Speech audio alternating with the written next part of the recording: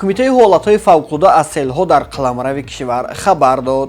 Кумитаи ҳолатҳои фавқулода ва мудофиаи граждании кишвар аз чанд сели рӯзҳои охир дар қаламрави ҷумҳурӣ хабар дод. Бино ба иттилои манбаъ 24 марти соли 2025 соати 21:55 вақти маҳаллӣ дар километри 320 роҳи мошингарди Душанбе-Дарвоз-Хоруғ ки аз миёни деҳаҳои Хостав ва Зевари ҷамоати деҳоти нулванди ноҳияи Дарвоз мегузарад, сел омадааст. Инчунин 25 марти соли ҷорӣ наздик ба соати 2 шаб дар километри 05 роҳи мошингарди Душанбе-Лабиҷар-Маркази ноҳияи сангвор бар асари боронҳои пуршиддат сел омадааст. Дар натиҷа лою лоёба ва сангу рекҳо роҳро бастааст. Ҳамчунин 25 марти соли равон наздик ба соати 5 субҳ дар километри 203 роҳи мошингарди ваҳдат-рашт лахш саритоҷ ки аз ҳудуди мавзеи сурхаки ноҳияи тоҷикобод мегузарад, бар асари боронҳои шадид сел омадааст. гуфта мешавад ки хушбахтона бар асари селҳо талафоти ҷониву хисороти дигар нест. Бино ба маълумоти ҳавошиносон, ҳавои номусоид то рӯзи 27 март идома мекунад ва эҳтимолан омадани селҳо,